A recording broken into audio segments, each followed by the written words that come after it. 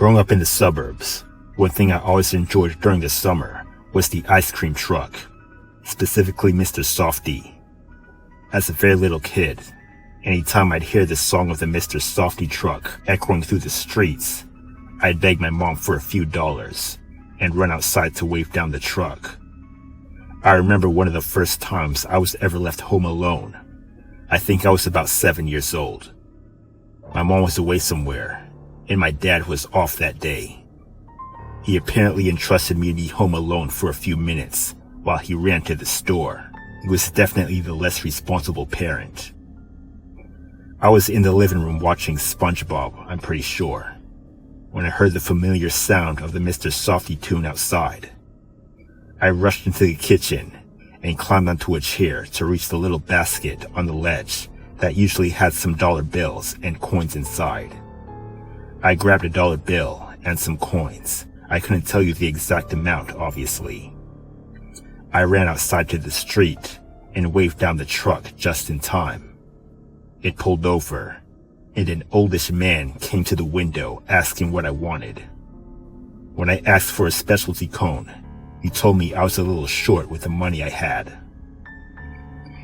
I believe I told him I didn't have any more money because my parents weren't home. I distinctly remember him asking me, "You're home alone?" as if he were confirming it. I said yes, and he immediately became more friendly and understanding. He told me to come into the truck so I could make my own ice cream cone. I stepped into the truck, and then the man went and shut the door. He told me to help myself to whatever ice cream I wanted. He said he was going to show me how to be an ice cream man. And he went to the driver's seat and began driving. My young innocent self thought this was all super exciting as I was pouring soft serve ice cream into a cone. When I finished the cone, I started wondering where we were going, as the truck had been driving for a while. I went into the front of the truck to ask him. Then he told me in a more stern voice than he'd been speaking in to please go stay in the back of the truck. I listened to him, but my appetite for more ice cream was suddenly gone as I got more uncomfortable. We went from a busy main road to a quiet residential road. At some point, I noticed the ice cream truck's music wasn't playing, and the guy was driving rather fast. The truck eventually stopped in front of some abandoned-looking building, and he asked me to follow him outside, but not before I heard a tapping on the door of the truck. I heard a familiar, concerned voice yelling through the crack of the door. The man opened the door, and I immediately recognized my neighbor. She saw me and came to grab me by the arm and pulled me out of the truck. She told me to wait in her car while she ran back to yell at the man. I was extremely confused at first. The man in the ice cream truck sped off down the street. This was a time before cell phones, so my neighbor couldn't just call 911 right away. She ran to the nearest house to ask for the owner's phone and called 911. I'm sure she reported the suspicious ice cream truck and attempted kidnapping. I don't clearly recall the rest, except telling her my story as she drove me home to inevitably be greeted by my dad and police officers. Then I was told to go inside after telling a couple police officers what happened. The exact ice cream truck was found. I'm not sure how they did it. Maybe by investigating street camera footage and getting the plate number.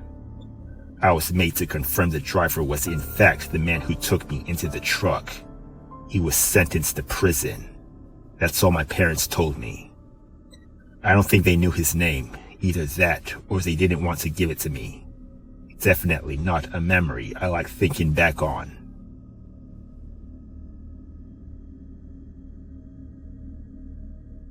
This happened a long time ago. I was in the 6th grade. People used to call me Jimmy until around high school. There was this ice cream truck that would always drive down my block once a day in the warmer months. The driver got to know me on a more personal level. He knew my name, and I knew his, Bernard. I'd go out for ice cream so often that he'd slow down or sometimes even stop for a minute in front of my house waiting for me to come outside, knowing I was a frequent customer. Anytime I'd buy ice cream from his truck, I'd always get the same Oreo ice cream cup. He'd always stop and talk to me for a few minutes, and sometimes he'd even give me free ice cream. There was this one Friday though, and I remember it was a Friday because it was the start of the weekend my parents were going away. On this Friday, Bernard once again passed my house, as it was one of the days I went out to buy from him. On this day though, he gave it to me for free again, and because of that I stuck around and chatted with him for a while. He asked me how things were going and whatnot, and I told him I was excited to have the house to myself for the weekend.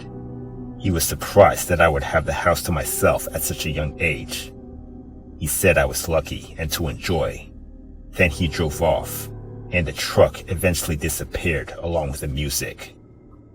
The rest of the story is the part that you may not even believe. I stayed up late in my room as my parents were away, and I was playing video games on my computer when I heard the music from Bernard's ice cream truck. It didn't start from the distance and slowly get louder. No, it literally seemed to turn on right outside my house. I went to my window and saw the truck right outside playing the music at this late hour in the night, past midnight. It had to be Bernard, but what was he doing? The music suddenly stopped, and the truck's lights turned off.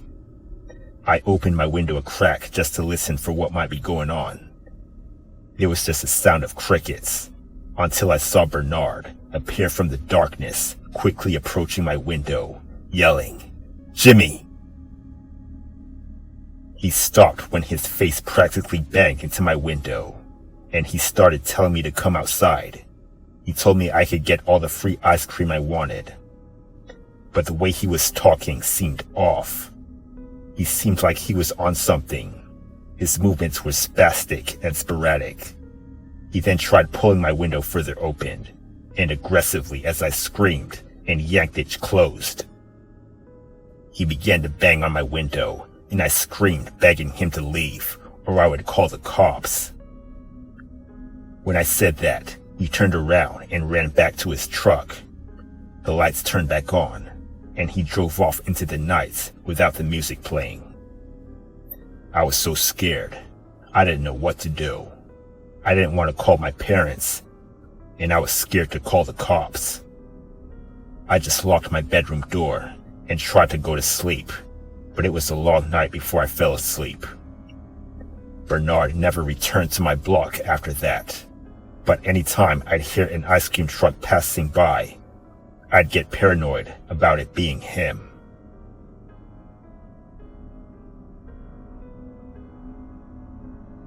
This happened to me about 15 or 16 years ago when I was displaced in Las Vegas after Hurricane Katrina occurred. I was 9 years old at the time, and I lived in this cul-de-sac of townhomes. Without sharing all the details, this was the first time I've ever had a friend who lived in my neighborhood, so he and I would hang out from the early mornings to about 11 p.m. or so. One night, I can't remember how late, but it was pretty dark outside. While we were hanging out, there was this ice cream truck that was cruising around. It didn't have the typical music playing that you'd hear when a truck was approaching, but when it came near, it lit up and started playing the music. I and my friend, who was the same age as myself, went up to the truck to see all that was there to offer. I decided I didn't want any ice cream, likely because I didn't have any money to buy any, but my friend wanted some. He explained what he wanted to the guy, but then the guy suggested that he get into the truck and pick out which flavor, and he'd get ice cream for free. For some strange reason, my friend was actually going to get in the truck when I yanked his arm and screamed something. Immediately after, we ran to our parents and explained to them what happened. After this, we had to be inside by the time the sun set. I can't say for certain what would have occurred, but I'm thankful that neither of us got into that truck.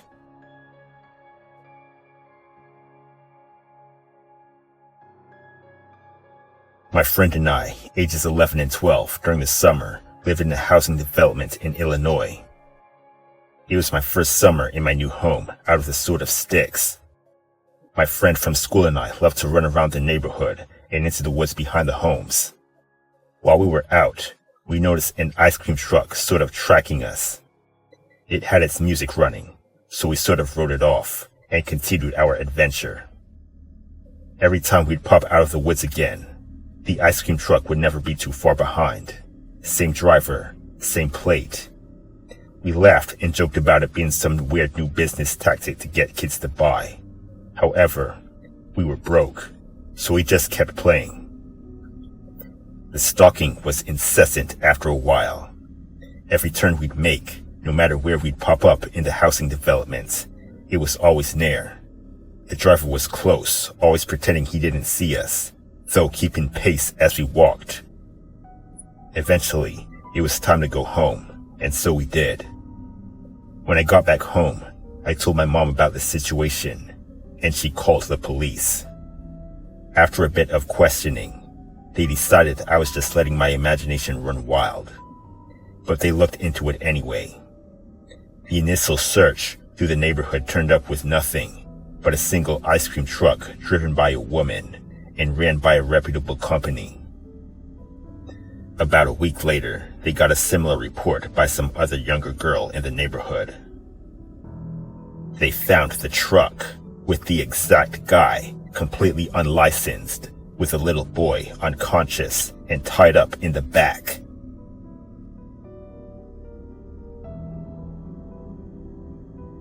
Back in my high school years, I'd often meet with a few friends at a local Dunkin' Donuts, which was conveniently near a railway we'd all take to a weird guy's house.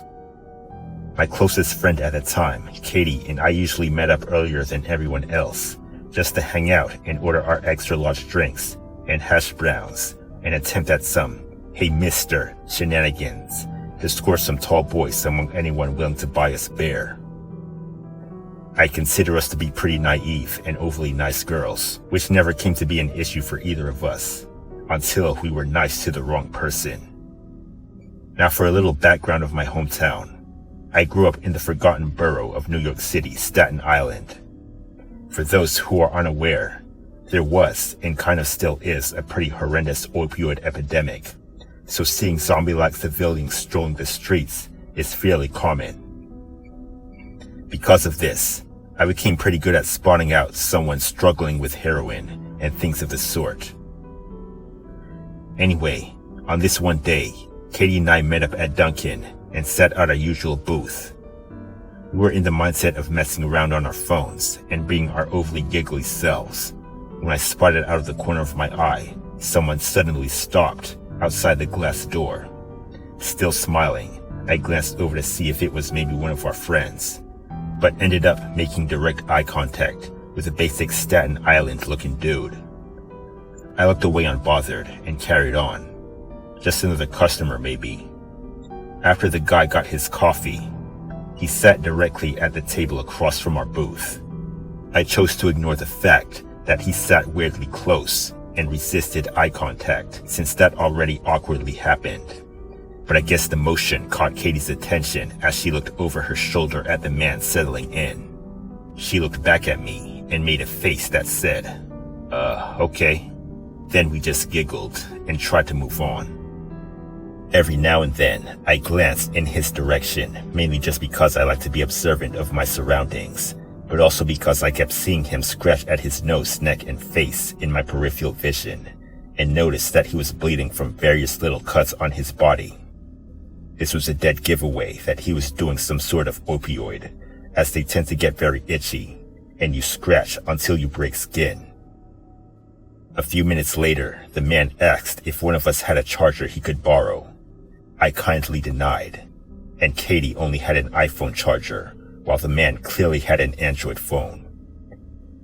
This slight exchange was enough for the man to feel invited, and he continued to make comments for quite some time. Being that this was about 4 years ago, I don't remember the entire conversation, but I do remember him asking general questions like if we live around here, what we do in our free time, and creepy things of this sort. I was pretty vague yet polite in my responses, but Katie was always a bit more enthusiastic in her words, making it pretty easy for this guy to reciprocate and basically join our conversation altogether. In Katie's innocent stupidity, the guy basically found out some of the main train stops we'd get off at to hang out in those areas. He also found out whether or not we indulged in the devil's lettuce, which only made this guy feel even more inclined. At some point, he mentioned how his ex-girlfriend got him into some trouble like heroin, which he used to sell and served jail time for, and pretty recently got out. He also mentioned how he's been an ice cream truck driver ever since his release. He told us that he's always driving around the train stops Katie mentioned, and he repeatedly offered to give us rides around in his truck with free ice cream as the bribe. Again, we were pretty naive and overly nice girls, Katie even more than I. So one thing led to another, and eventually this guy was asking for Katie's social media, which she happily obliged to. She's always been really dedicated to expanding her follower count. Throughout this entire exchange, I was mostly just nodding, smiling, and laughing here and there, so my remaining silence during this social media exchange went unnoticed. However, once the guy started following Katie on Instagram, he quickly found mine through a tagged picture on her page. I wasn't private at the time, so he immediately started liking and commenting on nearly every one of my pictures. The comments were extremely cringe, consisting of heart eyes and water squirt emojis and things like, "Damn, ma." Finally, after the longest half hour ever, I urged we should really be catching our train. Fortunately, the man wasn't persistent after that, and we were on our way with no problem. After some verbal recap of what just happened, I convinced Katie to block him, and I did the same. We brushed it off at that. I honestly forgot about that strange interaction until about a week later. I was hanging out with some friends at a park near my high school when Munchies made me crave Ralph's Ices, which was just up the block. I ventured off with one other friend and almost made it to the store before the sound of an ice cream truck approached from behind us. Completely lost in conversation, my attention was only caught by the high-pitched screeching of the truck's brakes and a somewhat familiar voice. Of course, it was him. He shouted out to me, but with Ralph's only a couple feet in front of us, I ignored him and rushed in with my friend. The guy didn't stick around, being that he was blocking the whole lane on a narrow two-way road, but we still called our friend at the park to pick us up in his car. For the next 2 weeks, there was about 4 times this man tried to pick me up in his truck, making me feel really paranoid at this point that I was potentially being stalked. The last time it happened, he was parked directly outside one of the train stops, almost as if he was waiting for me. He again called out to me, asking why I blocked him, and saying he just wanted to be friends. At that point, I had enough, and told him to leave me alone, also saying my dad was a lieutenant, which was a lie, but slipped out in my defense. I walked away before he could respond, and entered the diner I was meeting my friends at that night. I saw his truck drive away in the window, and never had an interaction with the ice cream man again. The sound of an ice cream truck has haunted me ever since.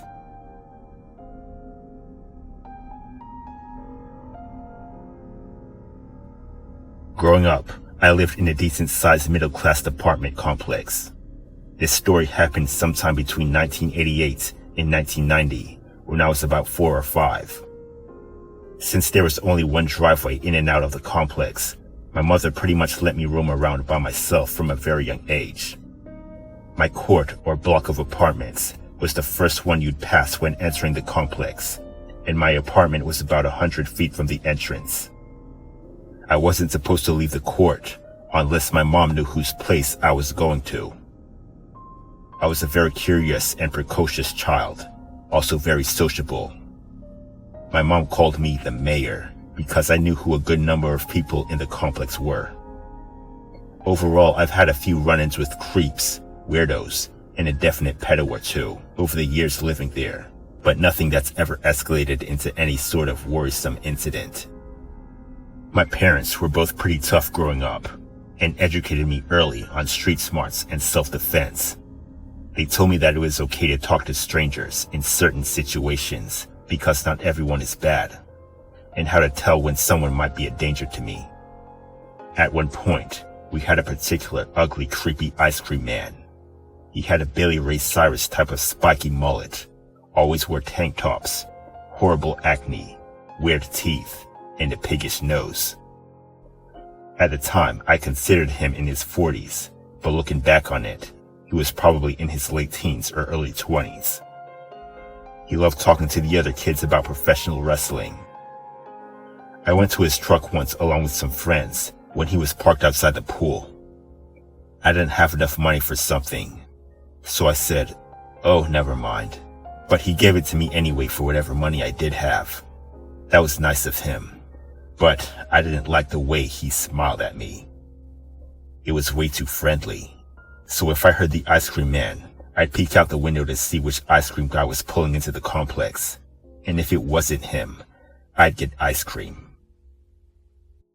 I don't know how much time had passed between my first encounter with him and the last, but in between, there were a few occasions when I was coming home or going to a different court for whatever reason, and if I happened to be walking down the main drive, he'd pull up next to me on the sidewalk, and I'd pretend he wasn't there. Then I'd cut through a court and hide. He'd holler things like, "Why are you so scared of me? I'm nice. You make me feel bad." One day, my mom said I couldn't leave the court for whatever reason. My friend lived in the corner apartment of the court after mine. So I sat on my court's corner nearest hers, and she sat on her corner. We were talking and tossing toys to each other across the parking lot when I heard the ice cream truck approaching. Even though I was at the other end of my block, the guy had seen me when he pulled in. He was driving towards me, so I just ran and hid in my court till he moved further into the complex. I waited until it felt like enough time and didn't hear the music anymore when I walked back to the corner, but my friend had gone back inside already. I picked up whatever toy I left behind, but as I turned to start walking home, I noticed him sitting in the parking lot of the court across the main drive in his truck with the music off. I accidentally dropped what I was holding and went to pick it up. By the time I looked back up, he was already stopped directly across the street from me. "Hi, what's your name? Can we be friends? I feel bad that I scared you. I'm a really nice guy." He had on a tie-dye tank top. His hair was really greasy, and his acne was very flared up. I remember being so repulsed by him. My legs locked up because I was so scared, and mentally I was trying to decide if I'd have a better chance of escaping through the woods, or if I should chance it down the main drive. "I can't have friends. My mom said so," I said confidently. "Well, let me give you a free ice cream. I feel bad," he replied. "My mom says I can't have ice cream." "Oh, okay. Can you have a candy, soda, or a snap bracelet?" "Sorry, I can't cross the street," I said, but that didn't stop him. "That's okay. I'll come to you. You can ride in the truck and play the music if you want to." I realized this back and forth would be a losing battle for me, so I decided the best thing to do was play along. "Okay, if you turn the truck around, I don't have to cross the street, so my mom won't get mad." He'd have to leave and immediately re-enter the complex to do that, but it would buy me 20 or 30 seconds. He got way too excited that I seemed willing and started to drive. That's when I took off running. I got home, and my mom was on the phone with my dad, who was out of state for the day. I told her what happened, and she made me tell my dad. They both told me how proud of me they were, and how I had made really grown-up decisions. After that, I avoided ice cream men at all cost, unless I was out of town. I still think about that to this day, and I always tell that story to the kids I babysit. I hope I was the only kid he tried to bait, and that no one else had a worse experience with him.